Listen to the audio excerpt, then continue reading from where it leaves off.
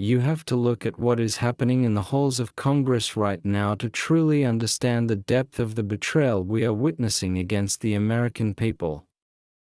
It is not just incompetence anymore, folks, it is a deliberate dismantling of the rule of law, and nowhere was this more painfully obvious than in the recent showdown between Congressman Jim Jordan and Denver Mayor Mike Johnston. This was not just a hearing. It was an indictment of the entire sanctuary city apparatus that has turned our communities into playgrounds for violent foreign criminals. We are watching a system that was designed to protect citizens be twisted into a shield for those who have no right to be here, and frankly, it is getting federal agents assaulted and innocent Americans put in the crosshairs.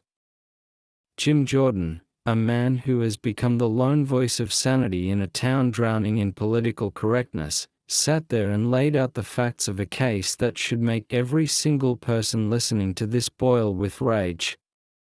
We are talking about Abraham Gonzalez, a Venezuelan national with ties to some of the most ruthless gangs we have ever seen cross our southern border. This is not a jaywalker we are discussing. This is an individual that Immigration and Customs Enforcement, the brave men and women of ICE, had flagged as a danger. They issued a detainer. They told the city of Denver that they needed to take custody of this man.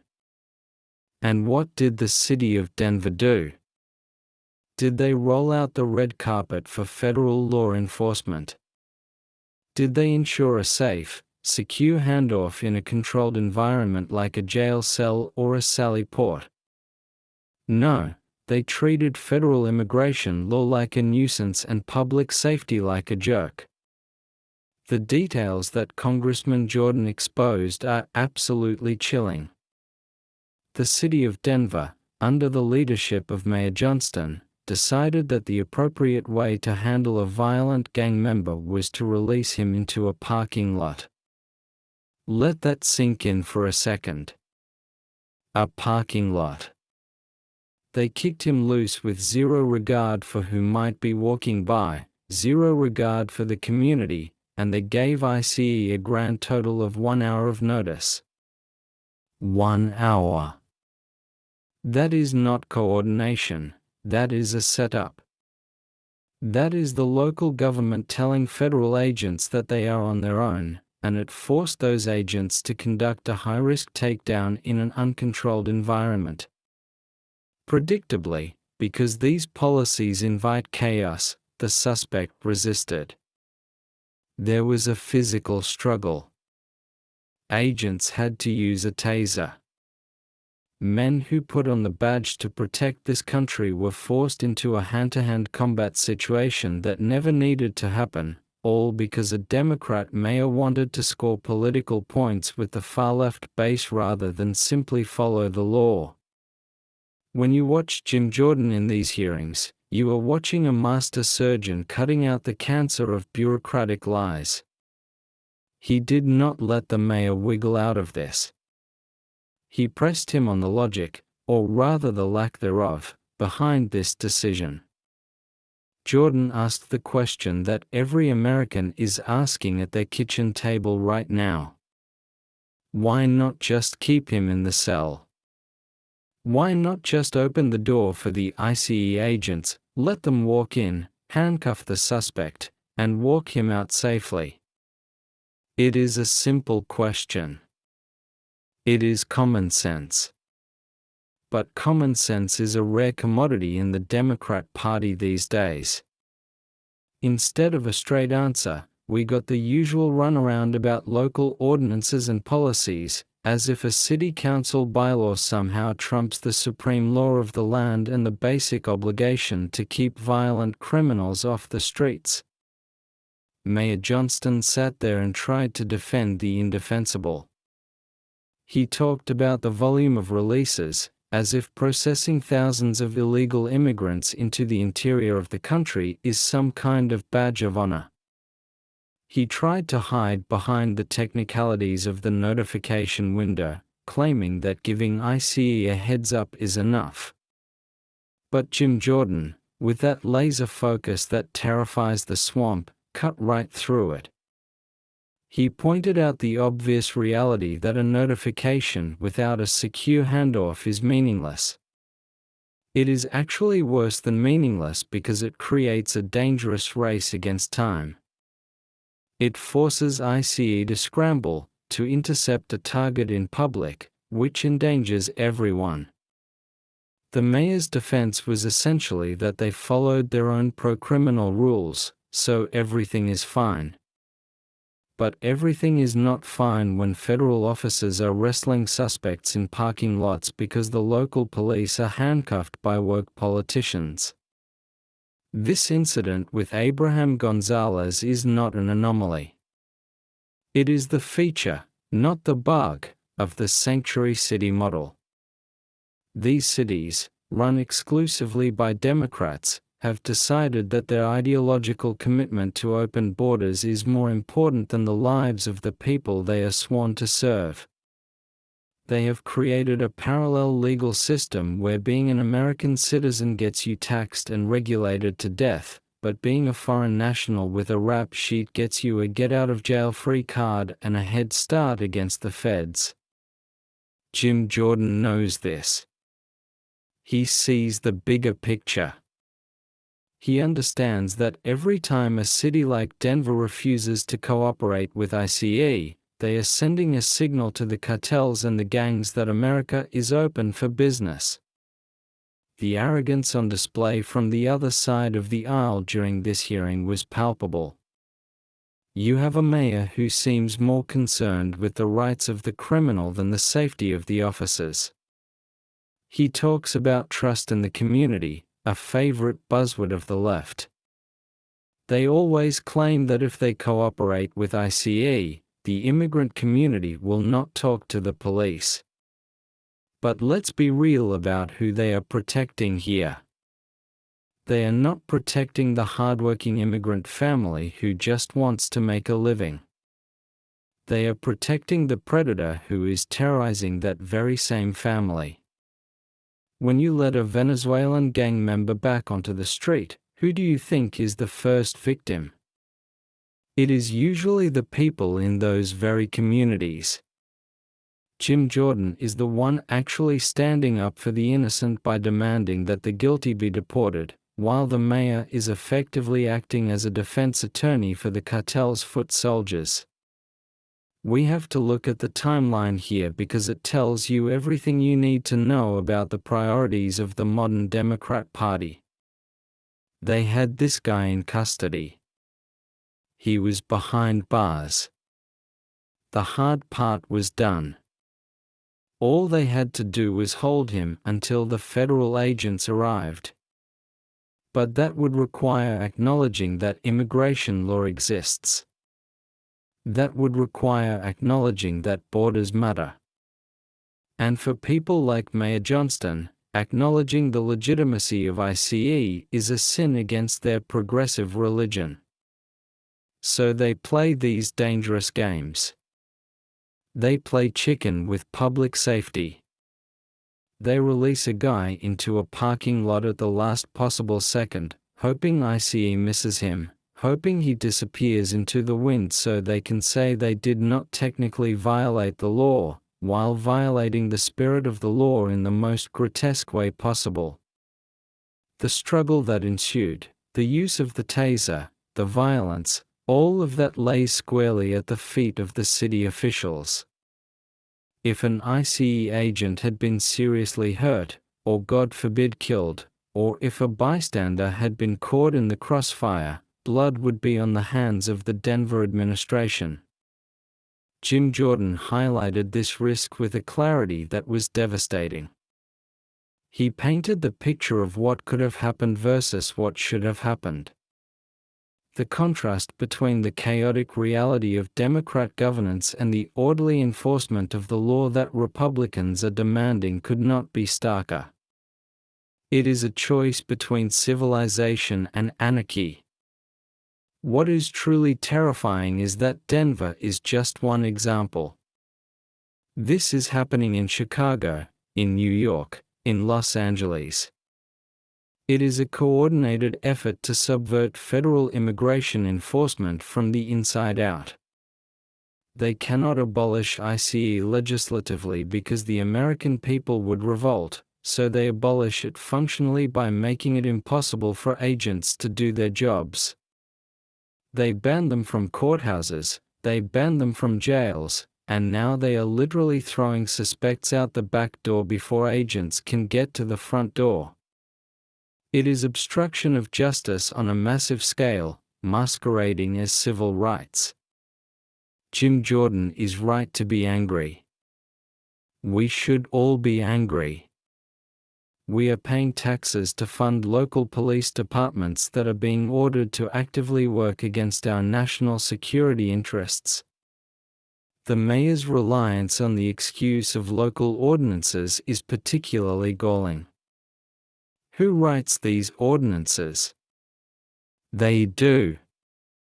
They pass these laws to handcuff themselves, and then they throw up their hands and say, "Oh well, the law says we have to let him go." It is a circular logic designed to evade accountability. They create the sanctuary status, they create the notification limits, and then they act like they are just helpless bureaucrats following orders. But Jim Jordan did not let him get away with that passive voice. He drilled down on the fact that these are choices. Every ordinance is a choice. Every policy is a choice. And the choice Denver made was to side with a violent Venezuelan gang member over the United States government. Let's talk about the specific group this individual is allegedly associated with. We are seeing a surge in activity from Venezuelan gangs, specifically Tren de Aragua, across the country. These are not petty thieves. These are hardened criminals coming from a country where society has collapsed. They bring a level of violence and ruthlessness that catches our local law enforcement off guard. And when they arrive in a sanctuary jurisdiction, they realize very quickly that the system is weak. They realize they can exploit these loopholes. They know that if they get picked up for a local crime, the city will likely release them before ICE can get there.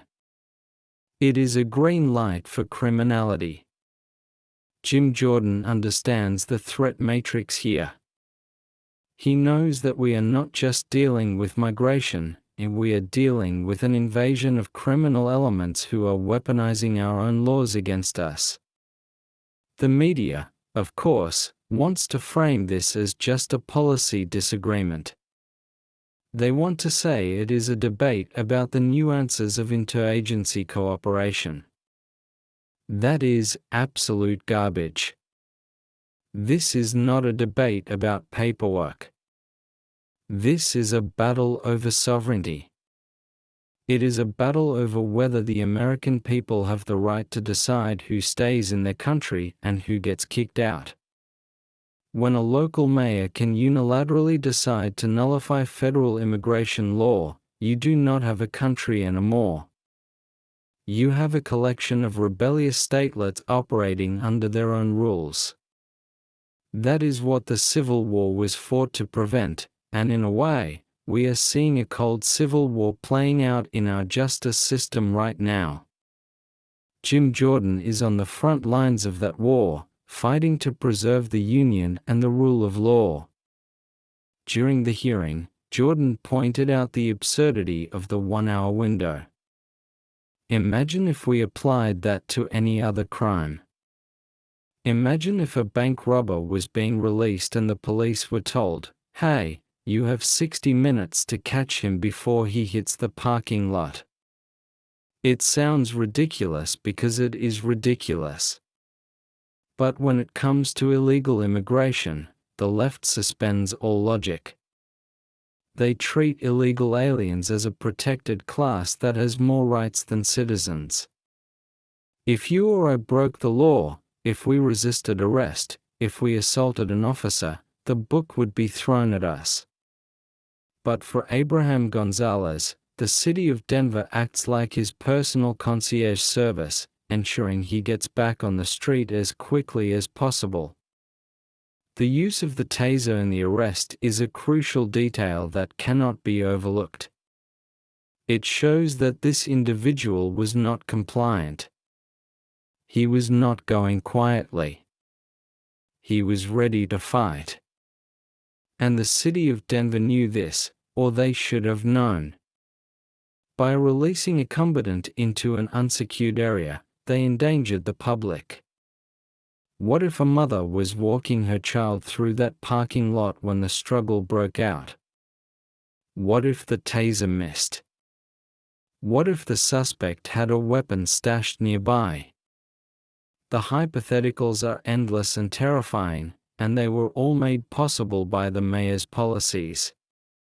Jordan's line of questioning exposed this recklessness. He forced the mayor to essentially admit that public safety in that parking lot was secondary to the political goal of getting the immigrant out of city custody. We also have to look at the sheer disrespect shown to the ICE agents. These are federal officers. They have a tough, thankless job. They are demonized by the media, abandoned by the administration, and harassed by local officials. Yet they suit up every day to keep us safe. For the mayor of Denver to force them into a high-stakes wrestling match in a parking lot is a slap in the face. It tells them that their safety does not matter. It tells them that the city views them as the enemy, not as partners in law enforcement. Jim Jordan's defense of these agents was a highlight of the hearing. He stood up for the men and women who are actually doing the job that the Biden administration refuses to do. He demanded respect for the badge and for the laws they enforce. The excuse that there have been many successful releases in the past is the kind of statistical manipulation that Democrats love. It is like playing Russian roulette and saying, "Well, I pulled the trigger 5 times and nothing happened, so it must be safe." All it takes is one failure. All it takes is one violent criminal slipping through the cracks to destroy a life. And in this case, we had a failure that resulted in violence against officers. How many other criminals have been released who didn't get caught in the parking lot? How many are out there right now, committing crimes in Denver or moving to other cities, because the mayor refused to hand them over? We don't know, and that is the scary part. The known unknowns of these sanctuary policies are a ticking time bomb. Jim Jordan's frustration in that room was the frustration of millions of Americans. We are watching our country be given away. We are watching our laws be mocked. And when someone like Jordan tries to hold these officials accountable, he is treated by the mainstream press as an agitator. But he is not the agitator, he is the accountability. He is the one asking the questions that the establishment wants to bury. Why are we prioritizing foreign nationals over citizens?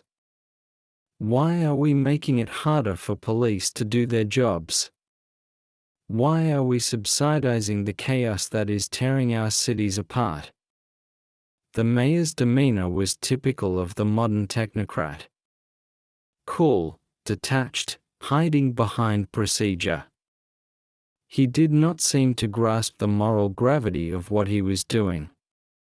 To him, Abraham Gonzalez is just a number in a spreadsheet, a case file to be processed and released. To Jim Jordan, and to us, he is a threat to the safety of our families. This disconnect is the fundamental divide in America right now.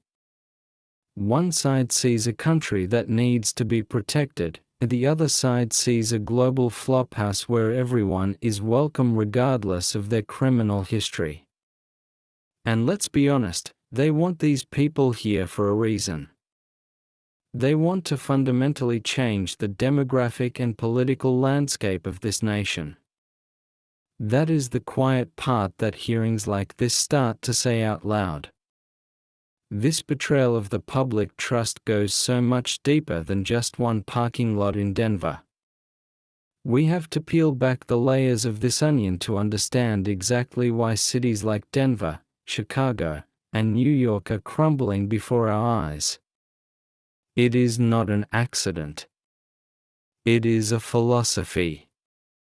The philosophy of the modern Democrat Party is that the criminal is the victim of society, and society, meaning you, the taxpayer, the law-abiding citizen, is the oppressor. When Mayor Johnston defends releasing a gang member, he is operating from a worldview that believes borders are racist and that enforcement is oppression. It is a sick, twisted ideology that has infected the highest levels of our local governments, and Jim Jordan is one of the few people in Washington brave enough to call it what it is, a suicide pact for America. Let's talk about the specific gang that Abraham Gonzalez is linked to, because the mainstream media glosses over this. They call them migrants or newcomers, using these soft, fluffy terms to mask the reality. We are talking about Tren de Aragua. If you do not know that name, you better learn it fast, because thanks to the Biden-Harris open border, they are coming to a neighborhood near you. This is a transnational criminal organization that originated in the prisons of Venezuela. These are not people coming here to pick strawberries or wash dishes. These are career criminals who specialize in human trafficking, drug smuggling, and contract killing. They have terrorized South America, and now, because our front door is wide open and our interior enforcement is handcuffed by people like Mayor Johnston, they are setting up shop in the United States. When Jim Jordan grills the mayor, he is trying to expose the fact that these sanctuary policies are effectively a recruitment drive for these gangs. Think about it. If you are a gang leader in Venezuela, and you know that there are cities in America where the police will not cooperate with ICE, where you can get arrested for assault and be back on the street in an hour, where do you send your soldiers? You send them to Denver. You send them to the sanctuary cities. These mayors are rolling out the red carpet for the worst elements of the world. They are importing the chaos of the third world directly into our suburbs. And when the inevitable crime wave hits, when the robberies start, when the assaults spike, they blame guns, they blame poverty, they blame everything except their own refusal to enforce the law. The confrontation over the 1-hour notice rule is a perfect example of the bureaucratic warfare the left wages against common sense.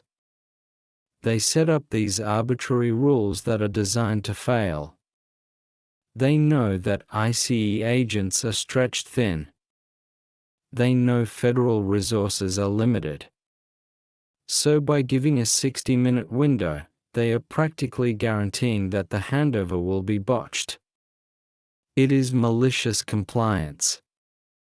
They say, "Oh, we cooperated, we gave them notice," knowing full well that 60 minutes is not enough time to mobilize a tactical team to a secure location in downtown traffic. It is a game to them. But the stakes of this game are the lives of our citizens. Jim Jordan sees through the game. He knows that if they actually wanted to cooperate, they would pick up the phone the moment the guy was booked. They would hold him for 48 hours. They would drive him to the ICE facility themselves. But they don't, because their ideology forbids it. And who pays for this insanity? You do. The American taxpayer is footing the bill for the destruction of their own communities. We are paying the salaries of the Denver police who are ordered to stand down. We are paying the salary of Mayor Johnston to sit there and lecture Congress about community trust. We are paying for the legal defense of these illegal aliens. It is the ultimate insult. We are funding our own demise.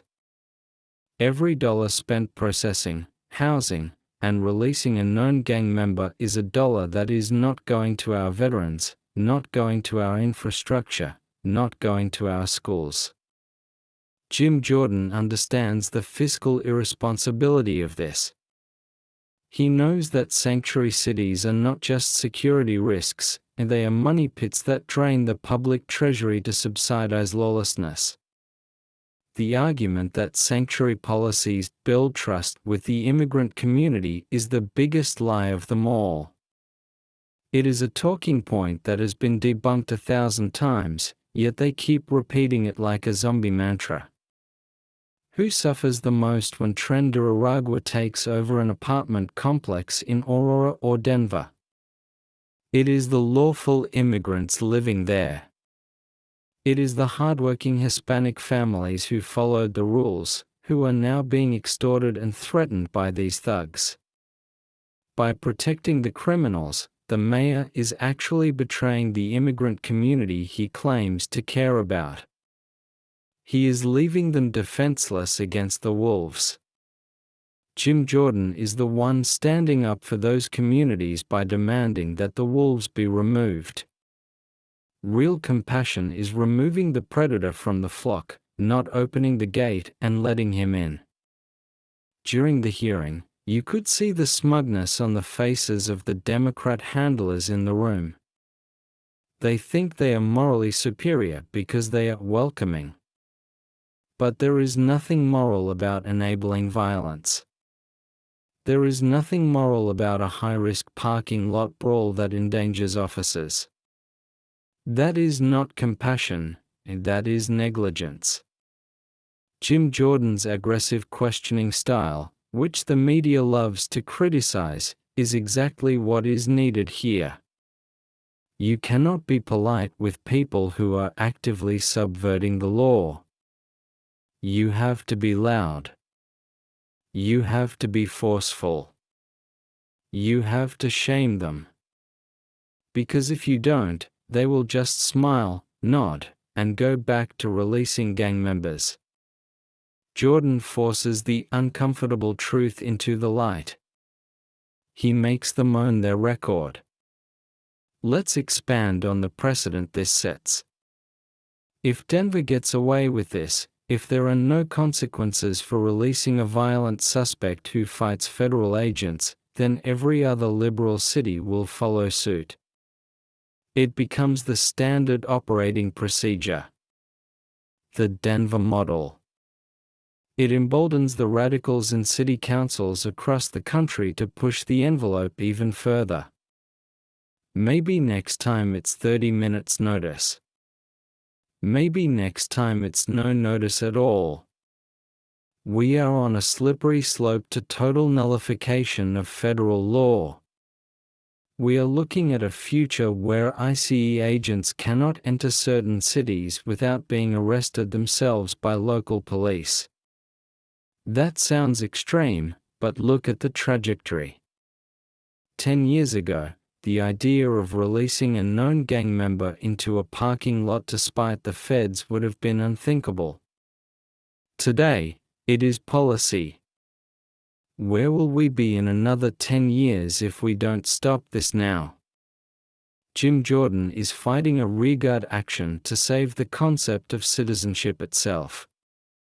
The entire sanctuary city movement is based on the idea that citizenship is irrelevant.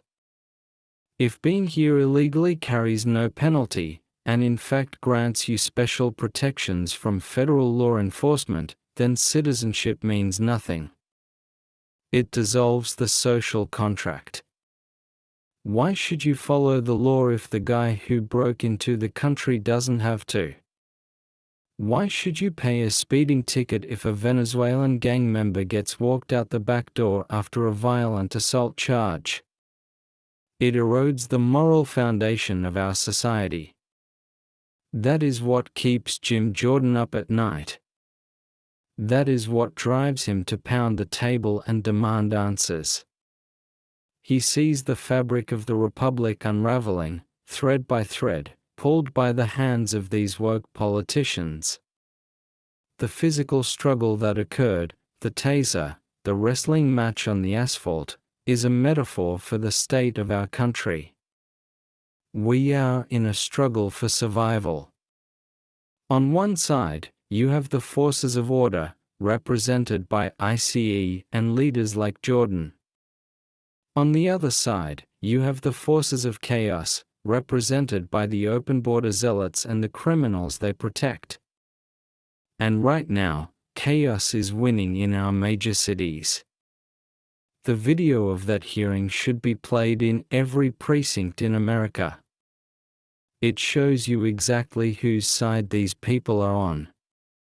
When the mayor defends the release, he is siding with the guy who fought the cops. It is that black and white. There is no nuance here. You are either for the law, or you are against it. We also need to address the impact on the morale of our federal law enforcement.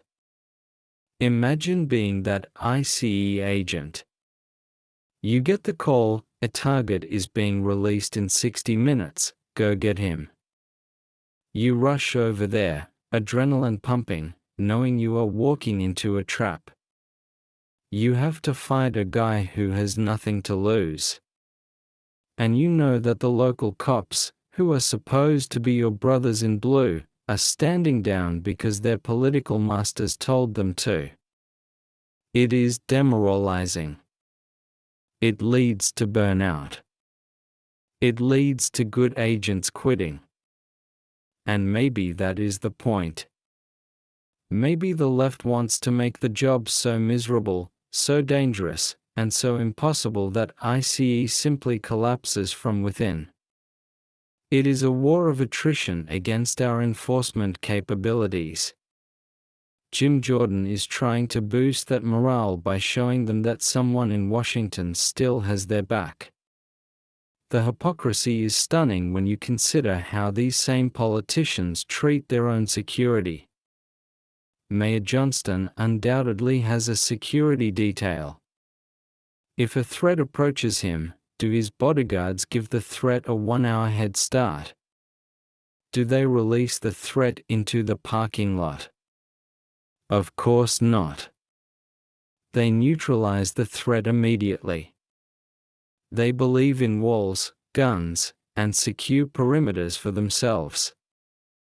But for you, for your neighborhood, for the federal agents trying to protect the country, they advocate for openness and vulnerability. It is rules for thee, but not for me on a grand scale. Jim Jordan exposes this double standard simply by demanding that the same laws apply to everyone. Furthermore, we must consider the intelligence failure this represents. Abraham Gonzalez was flagged. We knew who he was. In a sane world, that information would trigger an immediate lockdown. In Denver, it triggered a race to release him. This means that our intelligence sharing, the systems we built after the 9th of November to keep us safe, is being short-circuited by local politics. What happens when it is not a gang member, but a terrorist? What happens when someone on the terror watch list gets picked up for a traffic violation in a sanctuary city? Do they get released too because the ordinance says no cooperation with the feds? The answer, terrifyingly, is yes. The policy does not distinguish between a gang member and a terrorist. It is a blanket shield for non-citizens. Jim Jordan is shouting from the rooftops that we are leaving the back door unlocked for the next 9/11. The media will try to spin this hearing as political theater. They will say Jordan is just posturing for the cameras. But look at the facts. Look at the transcript. The facts are on Jordan's side. The law is on Jordan's side.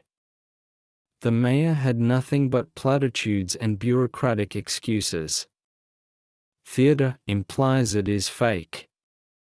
This is real life. Real agents were assaulted. A real criminal was released. The danger is real. Calling it theater is just a way for the media to dismiss the catastrophic failures of their Democrat allies. They don't want to talk about the substance because the substance is damning. They want to talk about tone and decorum. Well, to hell with decorum when our country is being invaded. We don't need polite politicians, we need fighters. This incident also highlights the absolute necessity of the upcoming elections. We cannot survive another 4 years of this. We cannot survive a federal government that encourages this behavior and a local government that implements it. We need a clean sweep. We need leaders who will withhold federal funding from sanctuary cities. That is the only language they understand. Money. Jim Jordan has proposed this. Defund the sanctuary cities. If you don't follow federal law, you don't get federal cash.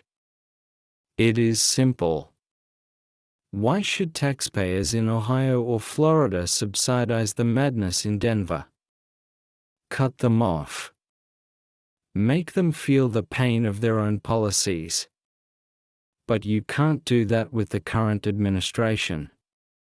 You need a Republican in the White House and a Republican majority in Congress to drop the hammer. As we move deeper into this analysis, we have to look at the psychological warfare being played on the American public. They are trying to normalize this. They want you to get used to hearing about gang members being released. They want you to shrug your shoulders and say, well, that's just how it is. They want to wear you down until you stop caring. That is why voices like Jim Jordan are so critical. He refuses to be worn down. He refuses to accept the abnormal as normal. He keeps the outrage alive because the outrage is justified. If we lose that outrage, if we become numb to the subversion of our laws, then the country is truly lost. The parking lot in Denver is a microcosm of the border itself. The border is just a giant parking lot where we are releasing millions of people with little to no vetting, hoping for the best. The chaos at the micro level, one agent, one thug, 1 hour, mirrors the chaos at the macro level, thousands of agents, millions of illegal aliens, and a wide-open border. The policy is the same: facilitate entry, obstruct enforcement, and demonize opposition. Jim Jordan is connecting these dots. He is showing us that what happened to those ICE agents is exactly what is happening to the entire country. We are being wrestled to the ground, tasered by bad policies, and told to shut up and take it. But we are not going to shut up. And neither is Jim Jordan. This hearing was a battle cry. It was a declaration that there are still people in Washington who remember what this country is supposed to be. A nation of laws. A nation of borders. A nation where the government protects its citizens, not foreign criminals. The fight is far from over, but at least we know who is in the foxhole with us. We know that as long as Jim Jordan has a gavel and a microphone, the sanctuary city mayors will not get a moment of peace. And they don't deserve one. They deserve to be exposed, shamed, and ultimately, voted out of office and replaced with patriots who will put America first. You have to ask yourself, Where is the Department of Justice in all of this? That is the question that keeps coming back to me. We have a federal government that is obsessed with hunting down grandmothers who walked through the Capitol on January 6th.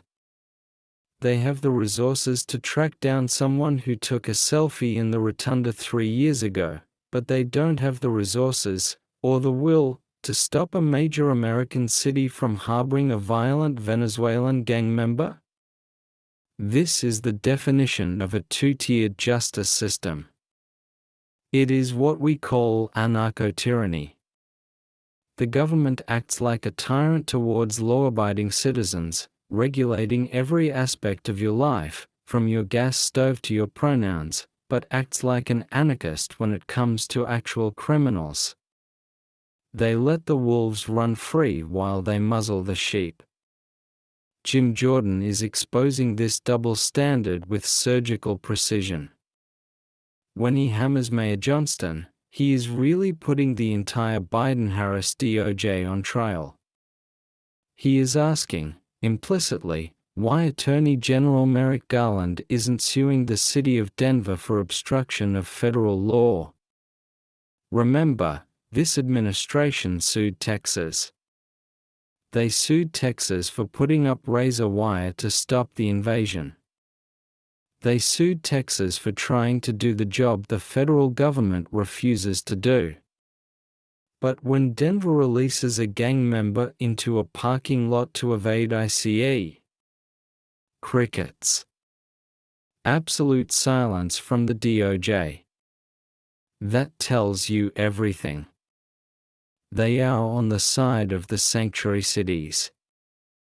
They are partners in this crime against the Constitution. Let's go deeper into the threat of Tren de Aragua because the average American still doesn't quite grasp the magnitude of what has been unleashed. This isn't like the gangs of the 1990s.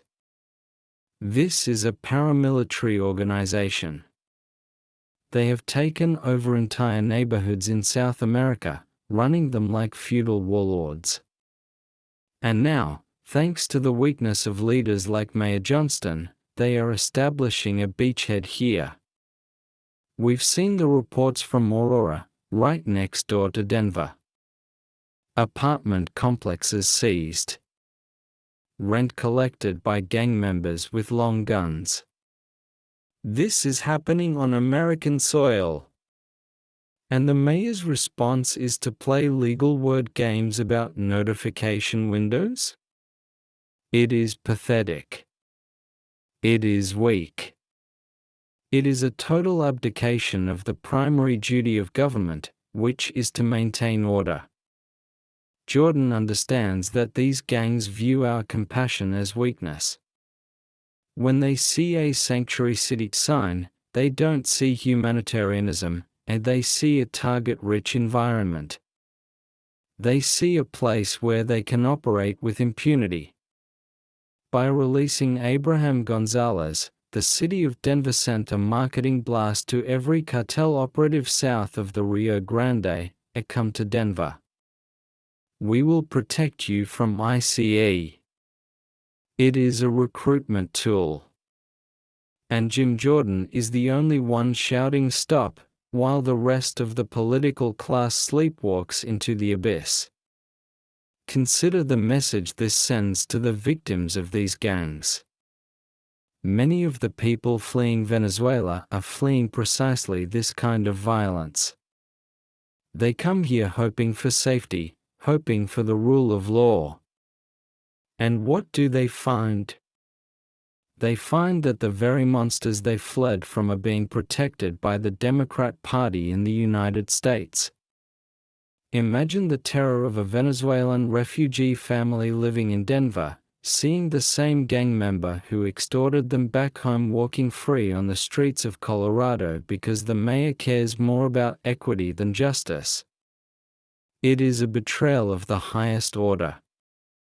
The Democrats claim to be the champions of the immigrant, but they are the best friends of the immigrant's oppressor. The hearing also shed light on the role of the sanctuary industrial complex. This isn't just about ideology, it's about money. There is a whole ecosystem of NGOs, nonprofits, and immigration lawyers who make a fortune off this chaos. They get federal grants to process these migrants. They get paid to provide legal defense.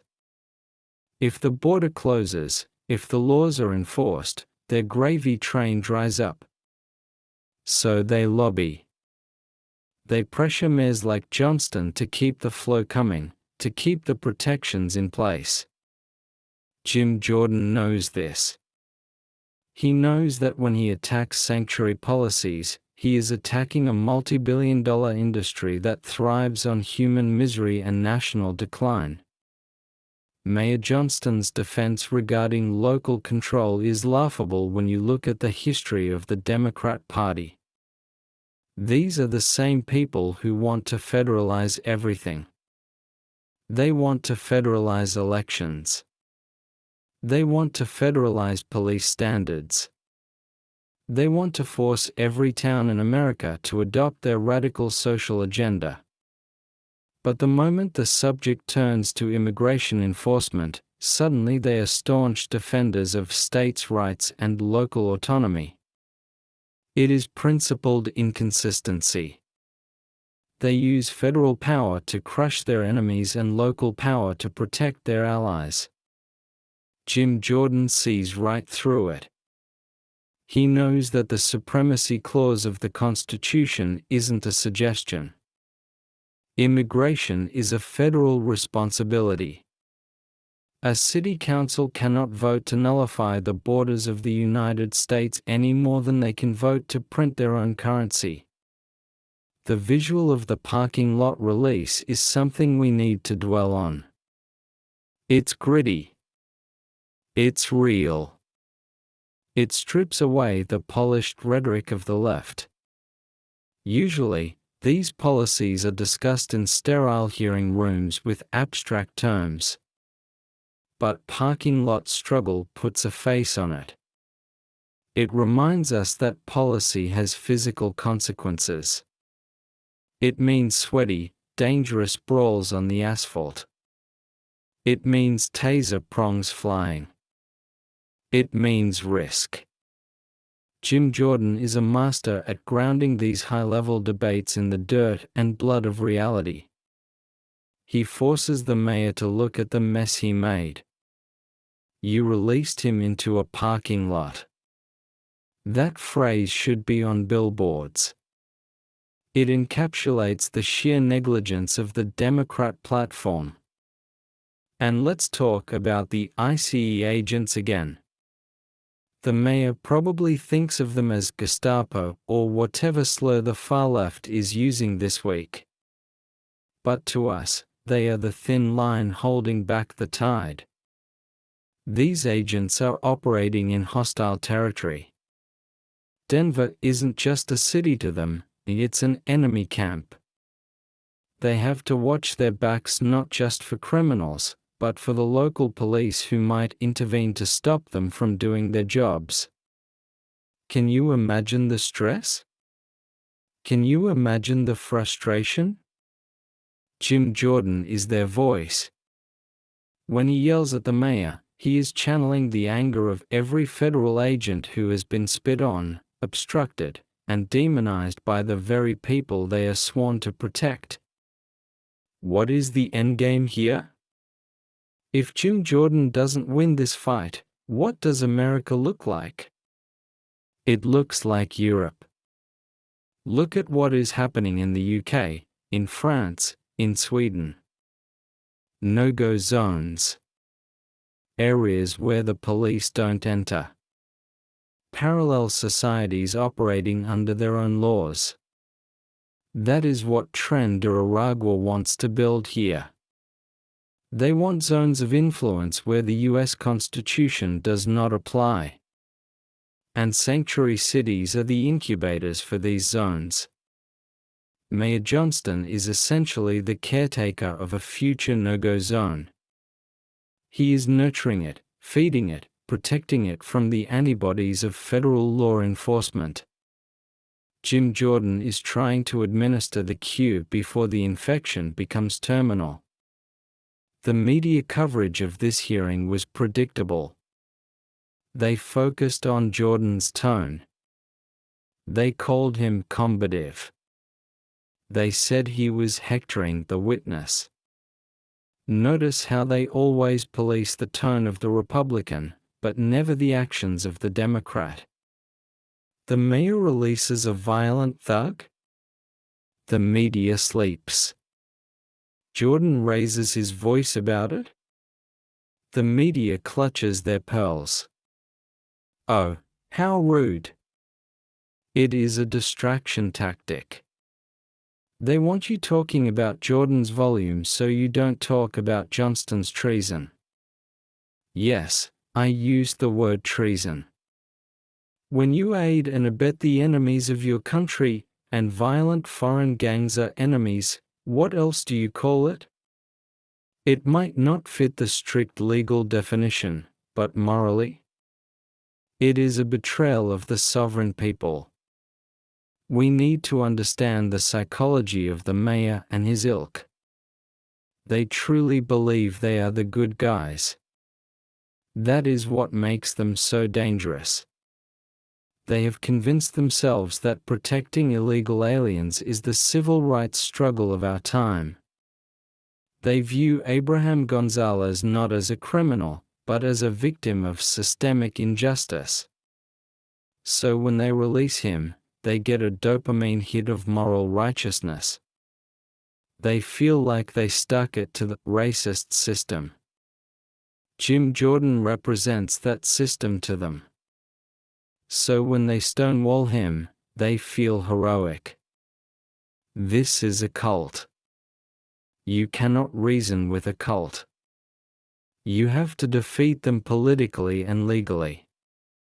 You have to take away their power to harm. That is why the legislative aspect is so important. Jordan isn't just venting, he is building a case for legislation. We need the Laken-Riley Act and acts like it to be codified and enforced. We need mandatory detainer compliance.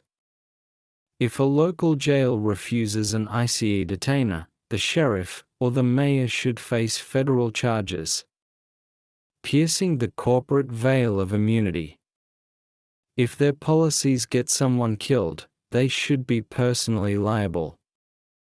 Imagine if Mayor Johnston knew he could be sued for millions of dollars personally if Abraham Gonzalez hurt someone after that release. I bet that policy would change overnight. It's easy to be a liberal with other people's money and other people's safety. Make them own the risk.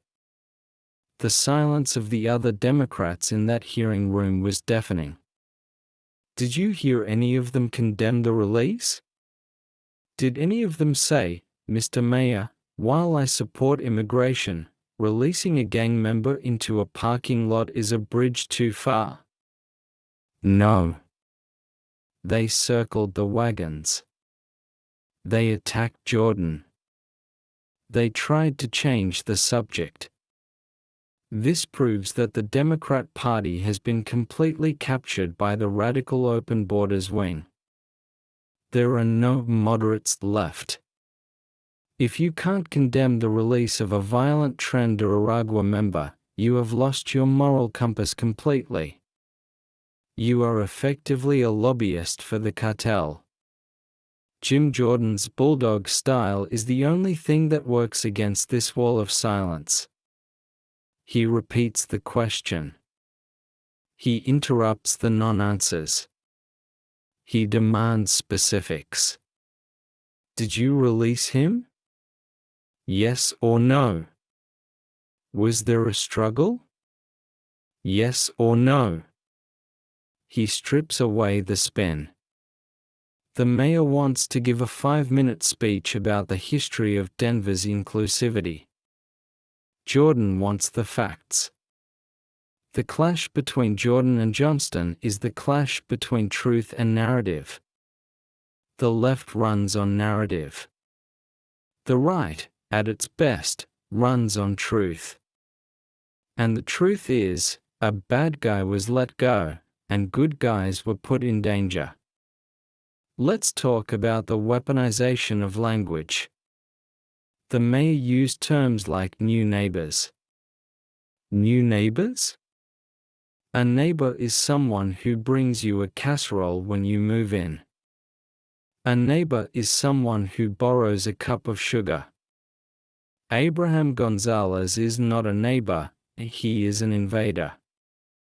He is a predator. By using this soft language, they try to anesthetize the public. They want to numb your natural instinct for self-preservation. Jim Jordan rejects this language. He calls them what they are: illegal aliens, criminals, gang members. Words matter. If you lose the language, you lose the argument. We must refuse to use their newspeak. This hearing is also a warning to every suburban mom who thinks this doesn't affect her.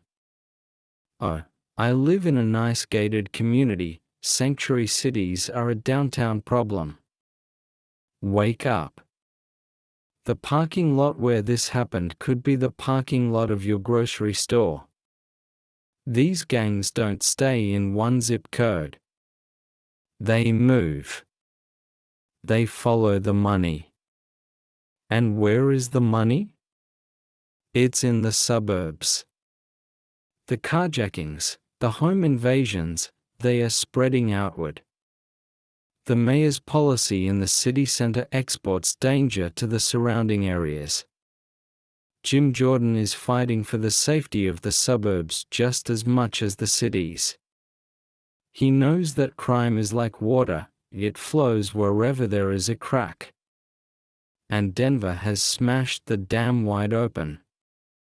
We have to look at the timeline of the suspect, Abraham Gonzalez. He entered the country illegally. He was likely processed and released by the Biden administration, catch and release. He made his way to Denver. He committed a crime. He was arrested. And then released again. It is a revolving door of failure. At every single step, the system had a chance to stop him. At the border? Failed. At the initial processing? Failed.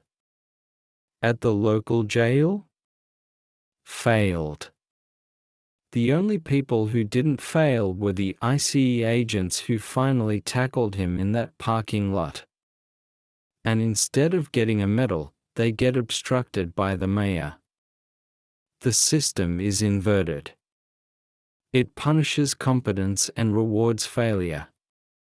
Jim Jordan is the voice of the competency crisis. He is asking, can we just do one thing right? Can we just keep the bad guys in jail? Is that too much to ask of a superpower nation?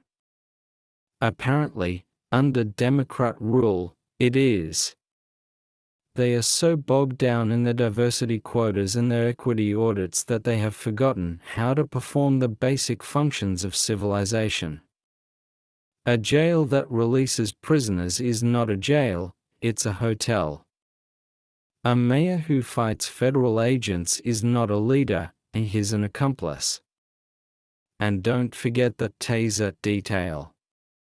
Tasers are less than lethal, but they are not harmless. People die from taser strikes. Officers get injured during the deployment.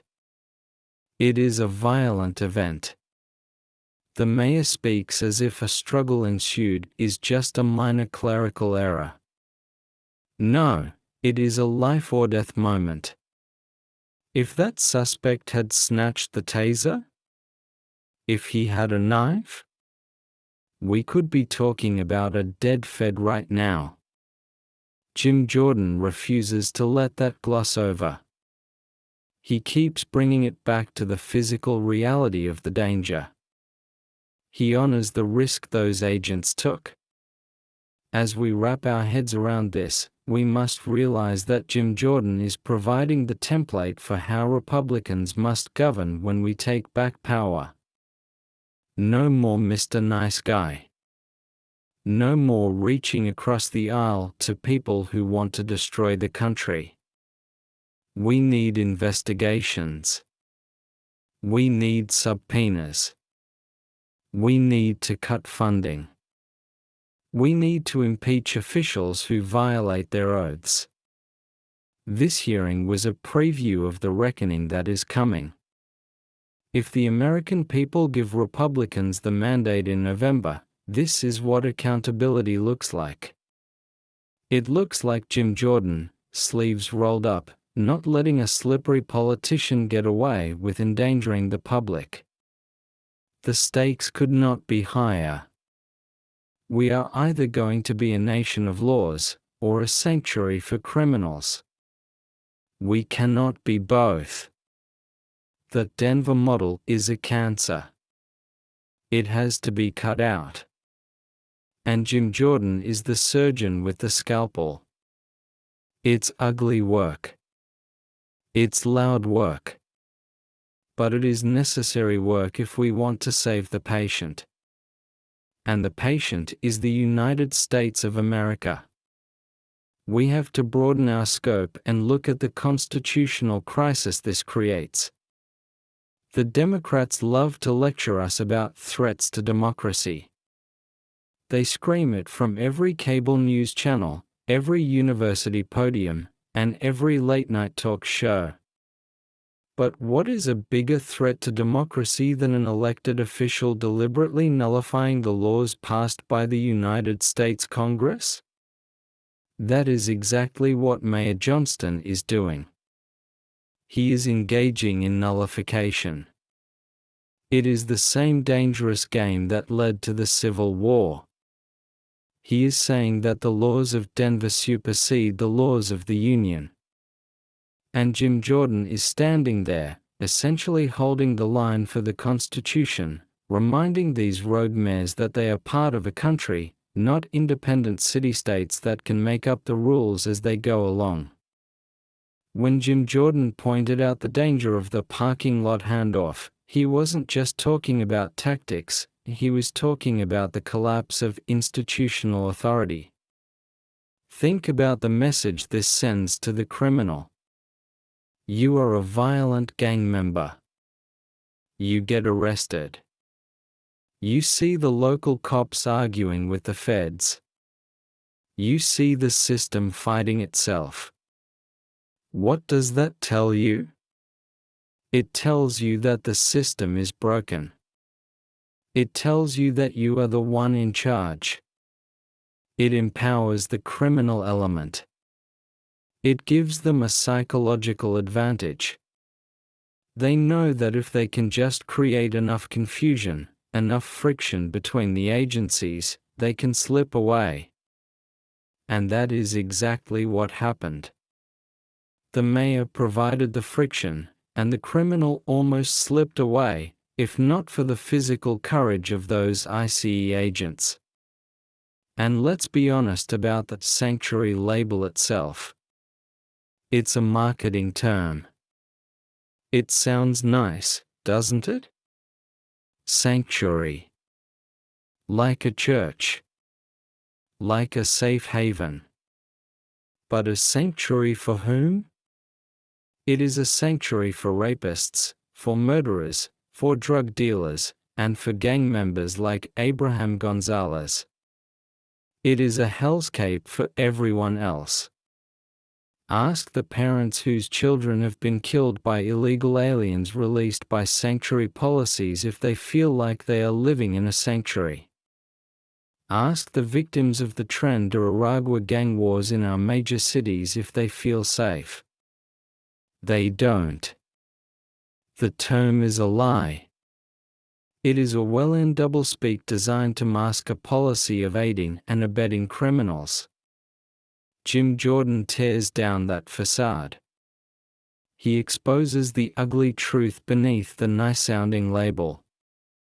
The disconnect between the mayor's testimony and the reality on the ground is what we call ivory tower syndrome. These people live in bubbles. They live in secure neighborhoods. They have drivers. They don't have to walk through that parking lot at night. They don't have to worry about a gang member moving in next door. So it is easy for them to signal their virtue. It costs them nothing personally. But the cost is borne by the working class. It is the construction worker, the waitress, the mechanic, the people Jim Jordan represents, who have to deal with the consequences. They are the ones whose wages are depressed by illegal labor. They are the ones whose neighborhoods are overrun. They are the ones who get carjacked. This is a class war, plain and simple. The elites are dumping the problems of the world onto the American working class and calling it diversity. I want to return to the specific detail of the 1 hour notice. In the world of law enforcement, 1 hour is a blink of an eye. You need to assemble a team, check gear, navigate traffic, set up a perimeter. By giving them only 1 hour, the city of Denver was essentially setting ICE up for failure. It was a passive-aggressive move. It's like saying, "Sure, you can have him," while locking the door and hiding the key. It's sabotage. And Jim Jordan knows it. He knows how law enforcement works. He knows that this was a calculated insult to federal authority. It wasn't about logistics, it was about ideology. They wanted to make it as hard as possible for ICE to succeed, hoping that eventually, ICE would just give up and stop coming. But ICE didn't give up. And that is the one glimmer of hope in this story. Despite the mayor, despite the policies, despite the sabotage, those agents went in and did their job. They wrestled that suspect to the ground. They took the hits. They risked the lawsuits. They are the heroes here. And Jim Jordan is the political champion ensuring that their heroism isn't buried under a pile of bureaucratic lies. He is making sure that the record shows that while Denver tried to release a criminal, the federal government, represented by those agents, fought back. We also have to talk about the slippery slope of violence. When you allow a culture of lawlessness to fester, it escalates. Today, it's a struggle in a parking lot. Tomorrow, it's a shootout. The cartels are watching. Tren de Aragua is watching. They see that American cities are soft targets. They see that the police are leashed. This invites more aggression. Weakness is provocative. By being weak, by being sanctuary, Denver is actually inviting more violence into its streets.